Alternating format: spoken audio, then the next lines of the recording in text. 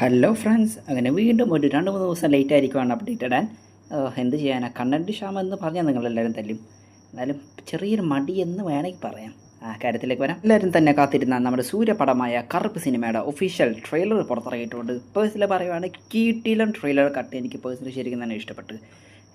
സൂര്യ ഇപ്പോൾ വന്ന് എല്ലാ സിനിമയുടെ ട്രെയിലർ മാത്രം അടിപൊളിയായി കൊണ്ടിരിക്കുവാണ്. ട്രെയിലർ കട്ടൊക്കെ കാണാൻ അടിപൊളിയാണ്. നമ്മുടെ സൂര്യയുടെ കംബാക്ക് തന്നെയാണ്, പൊളിയാണ്, മറ്റേത് മറിച്ചെന്ന് എല്ലാം പറയുന്നുണ്ട്. പക്ഷേ പടം ഇറങ്ങുമ്പോൾ ഒറ്റ പോക്കാണ്. പക്ഷേ ഇത് അങ്ങനെയാണെന്ന് തോന്നുന്നില്ല. പേഴ്സണലി ഈ നല്ല പ്രതീക്ഷ തന്നെയാണ്. വിജയ് ബാലാജി തന്നെയാണ് സിനിമയിലെ വില്ലനായിട്ട് വരാൻ പോകുന്നത്, അല്ലെങ്കിൽ നെഗറ്റീവ് ഷെയ്ഡ് വരാൻ പോകുന്നത്. നമ്മുടെ സൂര്യനോട് പിടിച്ച് നിൽക്കുമോ?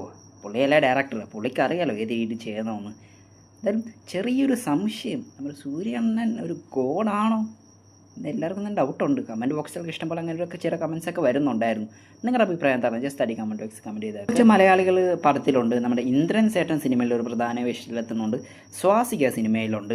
നല്ല പ്രതീക്ഷയുണ്ട് ട്രെയിലർ കട്ട് കണ്ടപ്പോൾ. ഇതെങ്കിലും സൂര്യണ്ണൻ്റെ കംബാക്ക് അടിക്കണേ എന്നാണ് ഇപ്പോൾ എല്ലാവരും തന്നെ പ്രാർത്ഥിക്കുന്നത്. കാരണം നല്ല വ്യൂസും നല്ല കമൻസൊക്കെ ഉണ്ട് സിനിമയുടെ ട്രെയിലറിന്. ഒരു തിയേറ്റർ എക്സ്പീരിയൻസിന് വേണ്ടി ഉണ്ടാക്കിയ ഒരു പടം തന്നെ. അപ്പോൾ ആരൊക്കെ വെയിറ്റ് ചെയ്യുന്നുണ്ട് കറുപ്പ് സിനിമയ്ക്ക് വേണ്ടി?